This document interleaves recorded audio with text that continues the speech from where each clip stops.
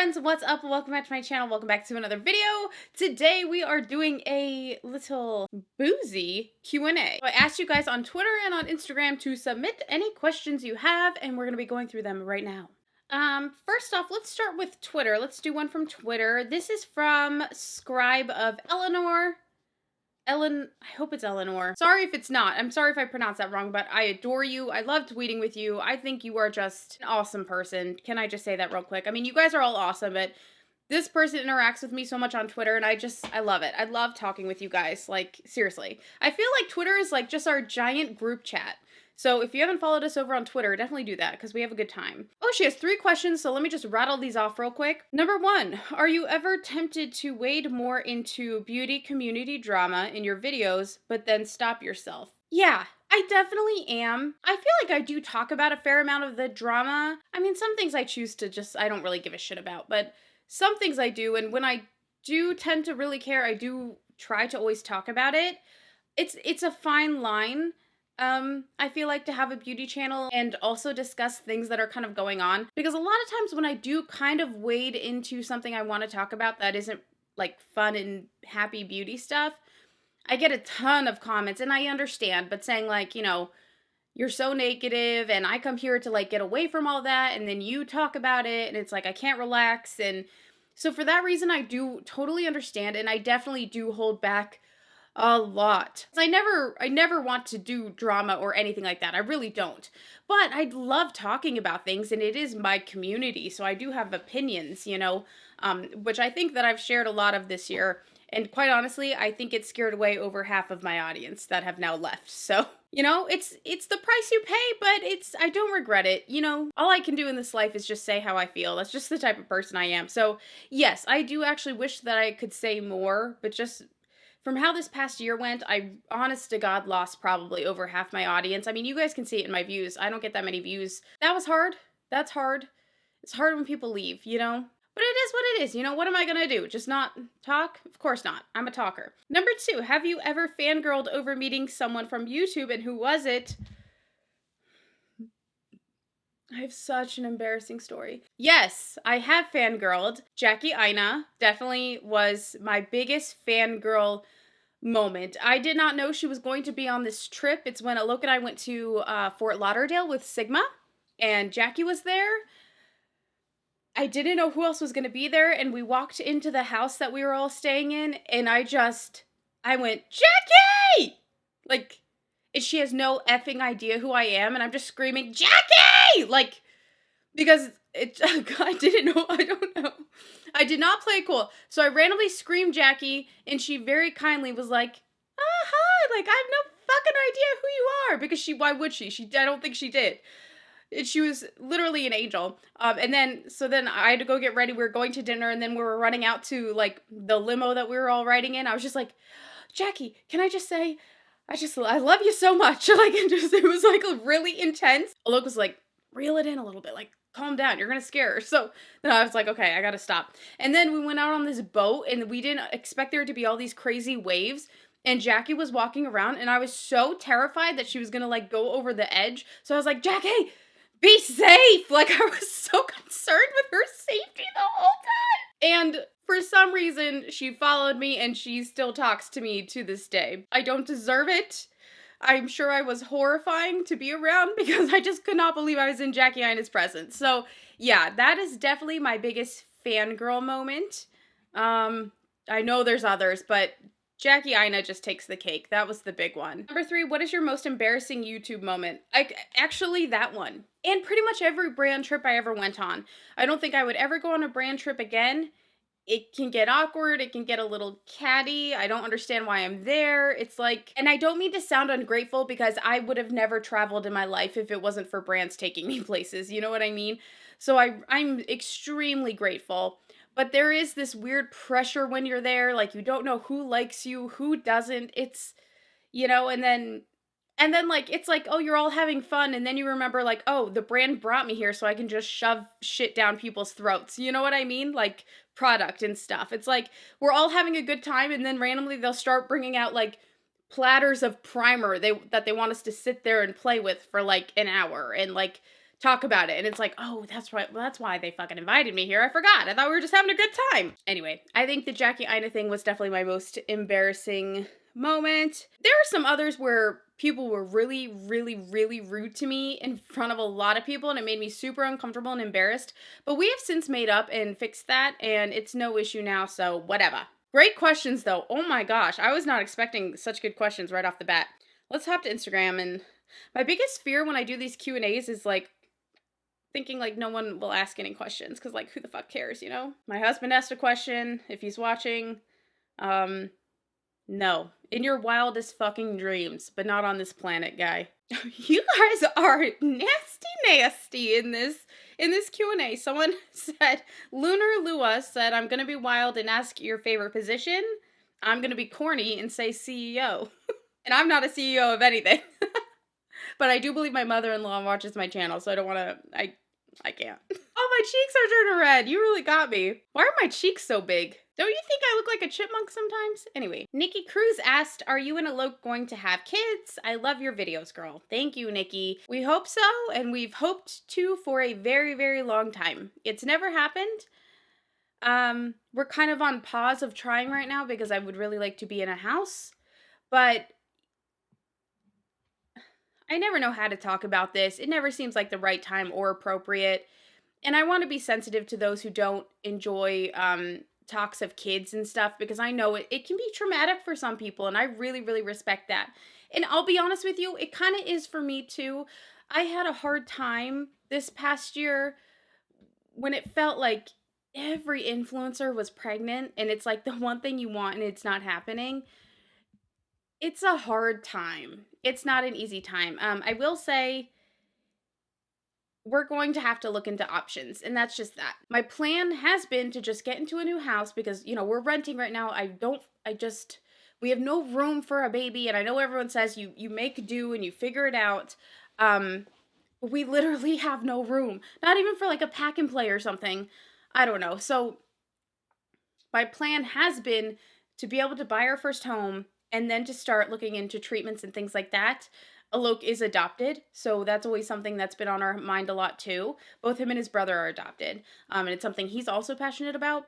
I will say I've never been on birth control until the year of our wedding, because I didn't want to have my period on my honeymoon, and then I did anyway. And actually, birth control ruined me so much that I had my period for like an entire year after my wedding. But Alok and I have been together for a long time, almost 13 years, around there, maybe closer to 12.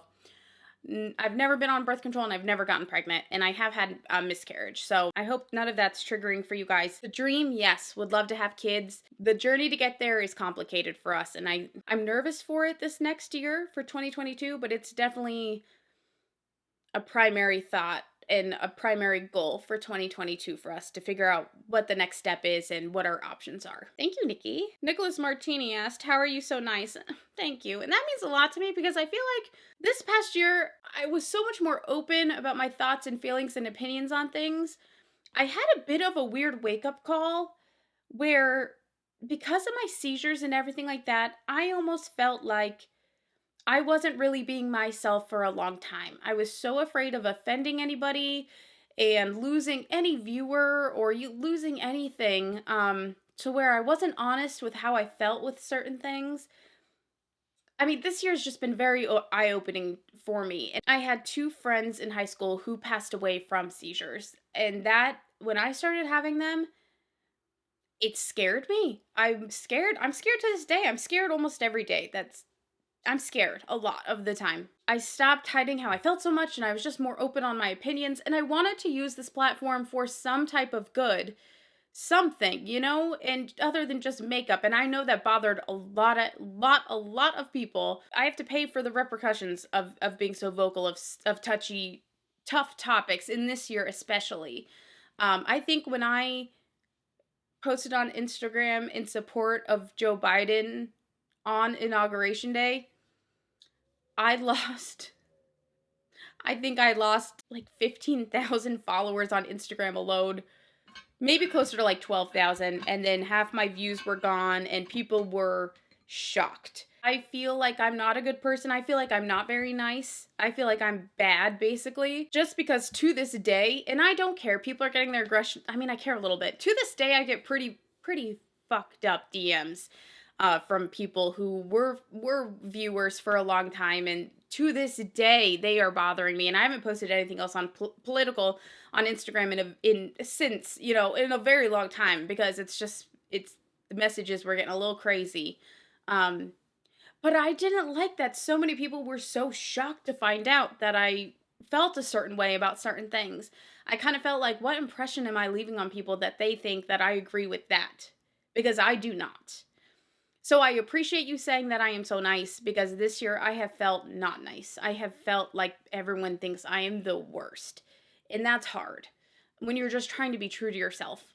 When you feel like you haven't been for so long and you've been just being safe and toting the line. Like, I feel like a waste of space when I play it safe and don't take a side. I don't like that.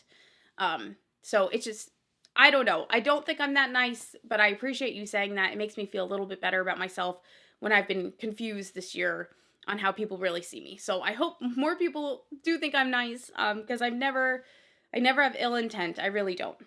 Thank you very much. And you are also so wonderful. Thank you. I see you interacting with me all the time, and I love your fluffy white kitty, and you are just so sweet. Thank you. Riddleberry says, what are you most looking forward to this next year? Also, I just want to hear about your cats.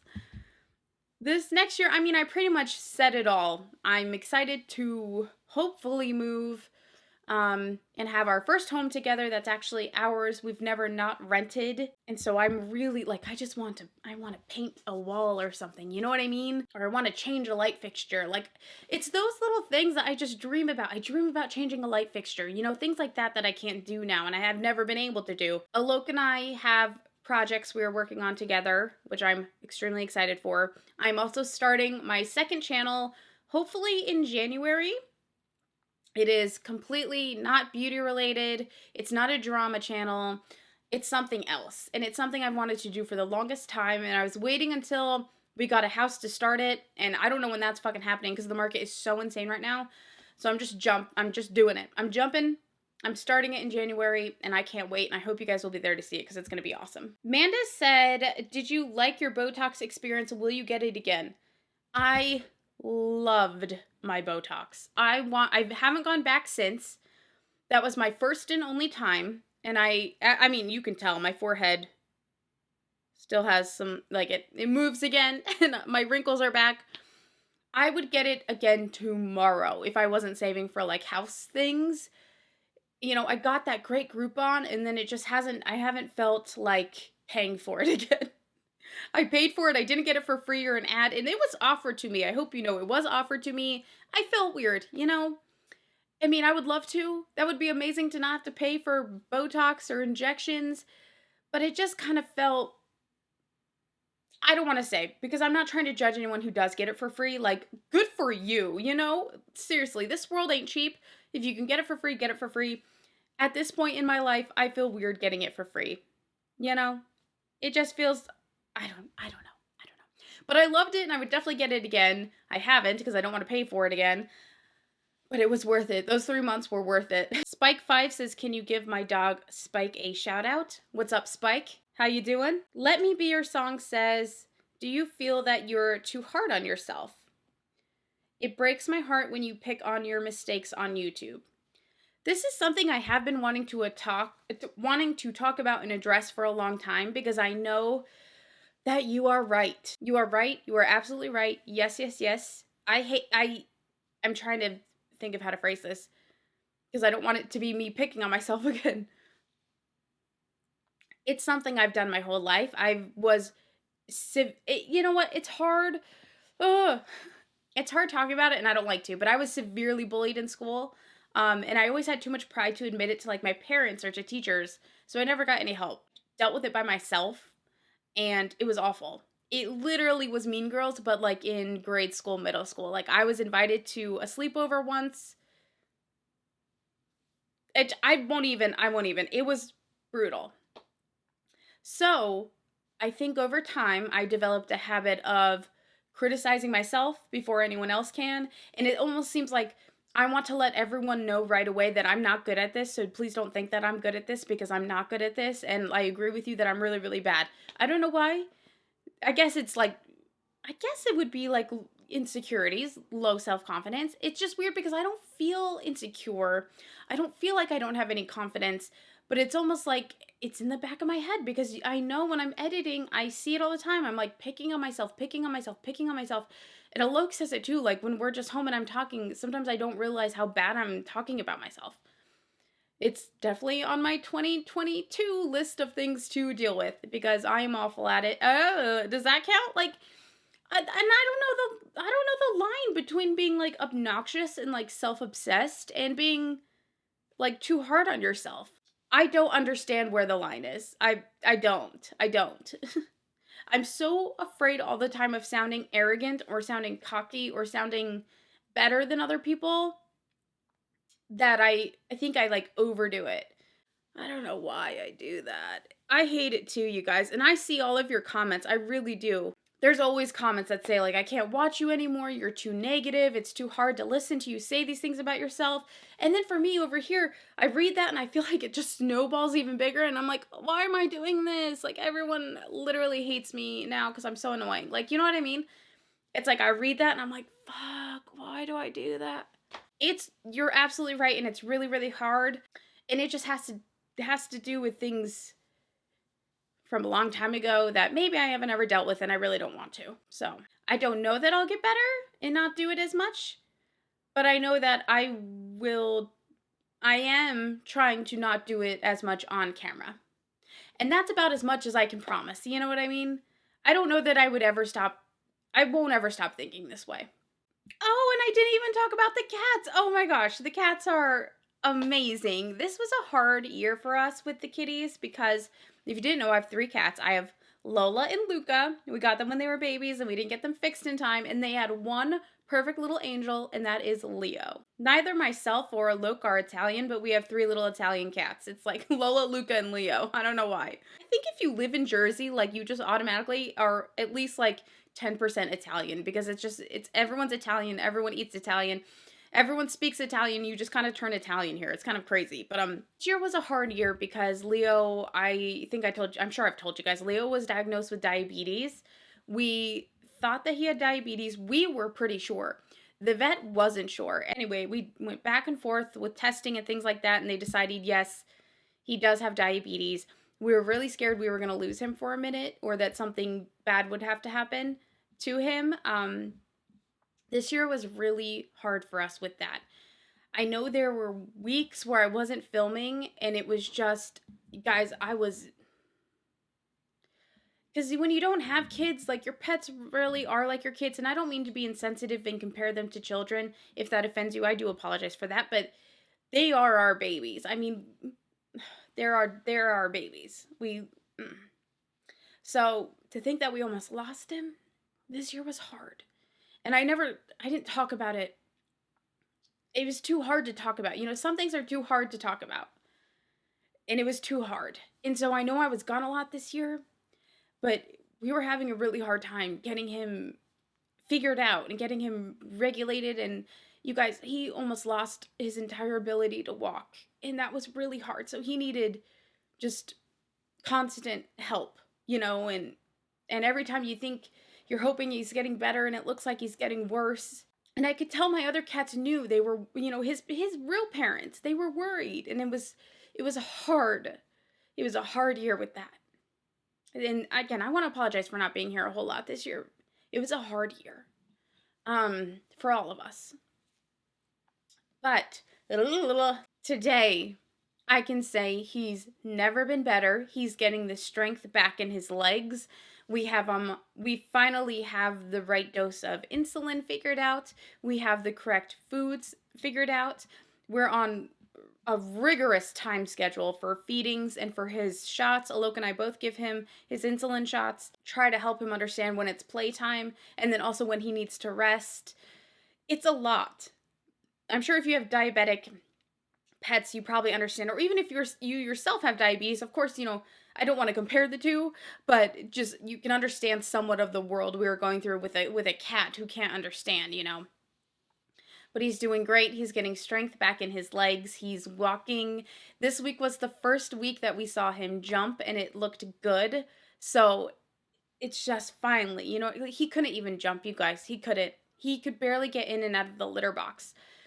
And it was just the worst. And he's doing great, finally. We're also good, and the kitties are so good. Lola is a feisty little mama. She's sassy. I love her to death, And Luca is just a teddy bear. He's just a cuddly little teddy bear. And Leo loves his parents so much. He loves Lola and Luca so much. Everyone's doing great. Everyone's doing good. Ooh, this is a spicy question. Carla Jo said, how do you keep the fire after so many years? I'm thinking that she means between me and Alok. It is not easy. I will tell you this. Not that it's hard, but it's that you have to make an effort. The biggest tip I could have, I guess, is just to don't put pressure on yourself. When I was younger with Alok, I felt so much pressure to be like just super hot all the time. Like, you know what I mean? It was just this weird thing I had coded in my brain that I had to decode over the few years. You know what else is I think depending on your relationship, for me, something that's important is understanding that we communicate different. And maybe my flirting with Alok is different than the way he would like flirt with me or be like fiery with me. I don't want to get too much here, but pay attention to cues, and you need to kind of understand each other's love languages. As corny and as stupid as I think those are, it's kind of true. You've got to understand each other's love languages. He could just be doing something nice for me, and I might not take it as as a romantic gesture, but that's what it is for him. Don't miss each other's cues, and don't miss your partner's cues. For me, I say this because I'm someone who misses cues a lot. I am focused on other things. I can stop paying attention sometimes, and I can just be flirty and then not really think too much of it, and I'm not realizing that that's a cue. You know what I mean? But it's not always easy, and everyone will have times where it's just not that spicy? Savvy Owen said, what is something good that happened to you in 2021? Again, not to get too deep. I'm sorry. This was supposed to be fun, but you guys are asking some good questions here. The best thing for me was I just feel like I for once stopped choosing honestly money and views over my truth or honesty or who I really am. It was the first year I feel like that I was extremely vocal about how I felt about certain things.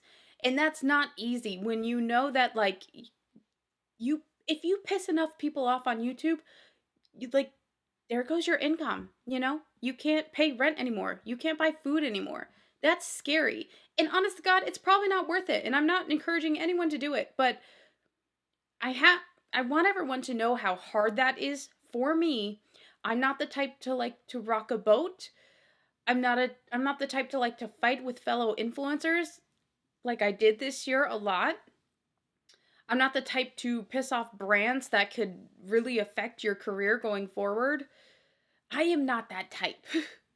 This was a really big just growth year for me in deciding what really matters, what I really care about, and how I want to be perceived. Yes, I think a lot of people now see me as a negative person, and that sucks. And I have to deal with that. And that's my fault.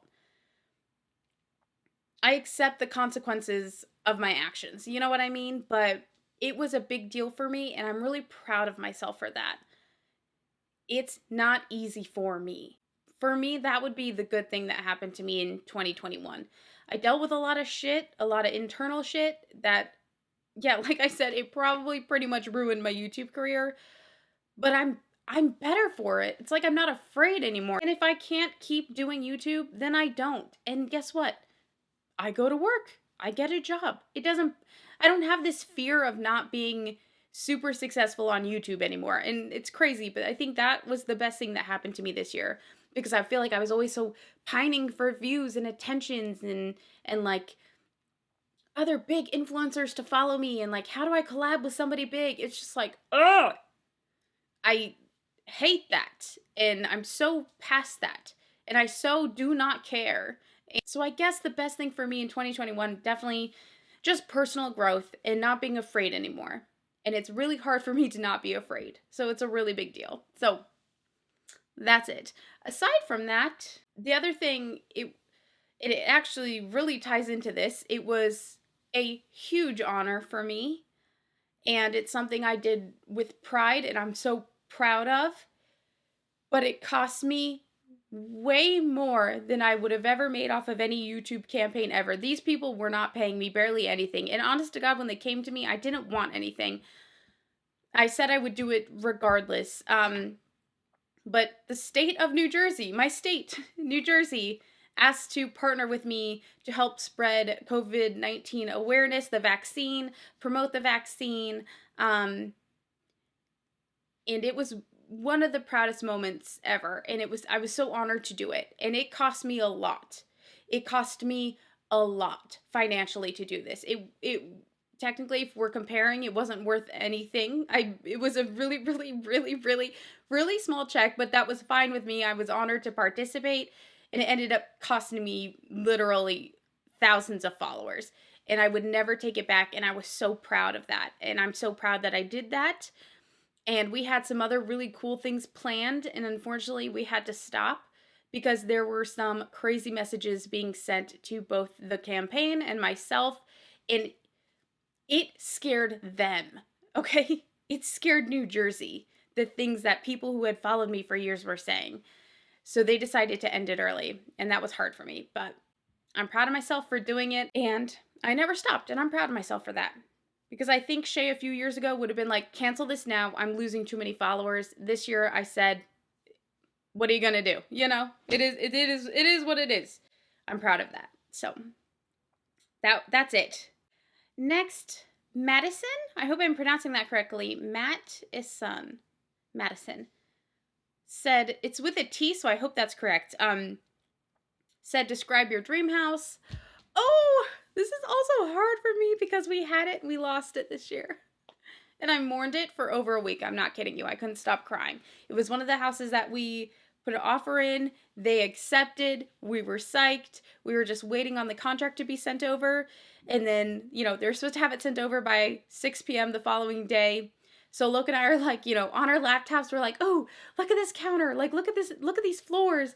Oh, this is where we can put this, and this room can be literally just for the cats. We can build one of those amazing, like, cat wall runny things, like, picking out. We literally spent the entire night designing the cat's room, because we really want them just to have their own playroom, where we can build shit on the walls for them and stuff.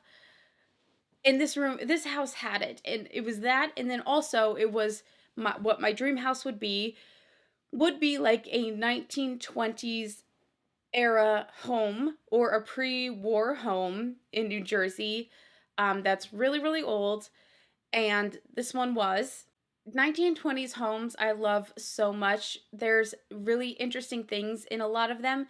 The one that we had our offer accepted on had it was crazy. It had secret like planks in the wall that had keys or ways to open. So you could literally put things in the wall. There were all these little secret cubby holes all around the house, and they were really tiny, and they were just little secret spots. And I was just like, oh my God, I mean, this is New Jersey, 1920s. This literally could have been like a mobster's house. It's so sick. Like, what were they hiding here? And it had this amazing windy staircase. It wasn't big. We're not looking for anything big. I don't think it was more than 1,300 square feet. It was small, but it was perfect. I want something old. I don't want anything new. I don't like marble. I like history. I like feeling like love has been here for years. You know what I mean? And when I go into all these new houses and everything is gray, and the hardwood is new gray paneling, and the countertop is, gray, whatever the hell, and there's marble in the bathroom. And this is my own taste, so I'm so sorry, because I know this is a popular home style. This is my own taste, and just no offense, but to me, I can't feel the warmth there. And I believe in houses being alive, and I would love a house that's been around and has lived and has something in it. You know what I mean? Accepted our offer. We were waiting all night, waiting all next day. They were supposed to have till I think it was the next day, 6 p.m., to get the contract sent over and signed. So we were waiting and waiting and waiting, and then 6 p.m. came, and then we're like, okay, they're a little late. 7 p.m. came, we're like, that's kind of weird. 8 p.m. came, we're like, what the fuck? This is getting a little scary. Realtor couldn't get a hold of them. And then we were sick to our stomachs for about 2 days. They ignored calls and everything else for about 2 days after that time. And then finally we're like, sorry, we accepted a different offer. That was hard because it was the dream house. It had a like 360 walk around like porch. It had a sunroom for the cats. And everything was so old in it. And you know how much I love old wallpaper? It had all this old wallpaper. I, honest to God, want to like contact the people who live there and be like, hey, so I know you're probably going to reno and destroy this beautiful home now. You're going to want to update it, even though it was so old and charming. Like, can you just save that wallpaper and give me the wallpaper I want? It was this amazing old as fuck wallpaper with bees and butterflies on it. And it was like, I was so attached to that house. So anyway, that's it. Something really old and different. Nothing new. I don't want anything new. There are so many people that asked, how do you keep the spark alive? You know, it's just, I gotta just say, I'll say it quickly. It's about, don't miss each other's cues. Try to learn what each other's cues are. And at a certain point, I don't think the sparks are as crazy as they are when you first meet. Especially when you share bills, you share responsibilities around the house. There's stress, coming from all angles in this day and age. You have to make the effort. There's really no secret. You have to make the effort. That's just it. It's not always there. It's not there every day at all. You got to make the effort. That's all I can say. If you're not making the effort, there might not be that many sparks after 12, 13 years, but we do a good job. How are you and Alok enjoying marriage? I feel like it's interesting. People always say like, oh, we've been together for so long, so it feels no different. It does feel different to me. I think Alok and I both felt different after we got married, in a good way and in a challenging way. Unexpectedly, there were certain I'm sitting on my hands. Can you tell? Sorry, my hands are cold. In a way, it was like, I think we never in a million years expected a change. And then all of a sudden it was like, I think a few years ago, if he was out all night with his friends, I wouldn't have cared. Now that we're married, if he was out all night with his friends, I would care. I'd be like, you're a married man. You have to come home. Luckily, he doesn't go out that much. But it's things like that. There's little things like that I think your expectations change a little bit. And also it led to us, planning a little bit more for our future and things like that. And that can be stressful for sure, especially if you guys don't always agree. The other tricky thing is I feel like we had so many things we wanted to do, and then the stupid we got married, and then it was the pandemic. So it kind of feels like we've been inside since we got married. You know what I mean? We were married in September of 2019. And then it's like the holidays, and then boom, actually, Alok's birthday, March 13th, was when New Jersey went into lockdown. We had to cancel his birthday dinner. And ever since we've been inside. So it just feels like we've yet to even live out there as a married couple. I don't even know why, but I don't even know what we would do out there when I say things like that. Well, things like, I haven't seen my in-laws in a year. They're a little bit older. We don't want to get them sick, and things are so strange. And we didn't have the closest relationship when Alok and I were dating, We're mixing cultures here. We were mixing religions. It was complicated. And so I really would have loved these 2 years to be around each other more. It almost feels like we're waiting and we're waiting and we're waiting. So that's probably the only really frustrating part, is I felt like I wanted to do so much more by now. And it's just 2 years are gone. They're gone. It's crazy. But I will say there's no one else I would have rather have been stuck here for 2 years with. And I've heard horror stories, and I hope you guys were okay and safe and sound with your spouses, or in your home situations for 2 years. I don't take that lightly, that some people were stuck with maybe a very unhealthy environment. And that is I feel so grateful that this is a safe place for me and for Alok, and that we had, other than the fact that I was getting depressed because I missed my family so much, other than that, we had a great time together. We did puzzles, we played games, so it's been an interesting start to marriage. I guess that's what I'll say. I'm looking forward to just, I hope, some point just never talking about all this bullshit again with the pandemic and just feeling normal. But we haven't felt like a normal married couple just yet. Oh my gosh, you guys, this was fun. I'm going to end it here and maybe we'll do a part 2 because I feel like this is going to be so long and I got silly emotional. Let's just shake it all off. Shake it off. Shake it off. Shake it off. Shake it off. I have not seen Taylor Swift in concert in 2 years. I don't miss a Taylor Swift concert. I'd like to go see Taylor Swift. Anyway. I love you guys. I will see you again tomorrow because it's Seamus. You know what else I filmed today? I filmed a glam. Actually, it's this makeup, but not this lip. I changed lips.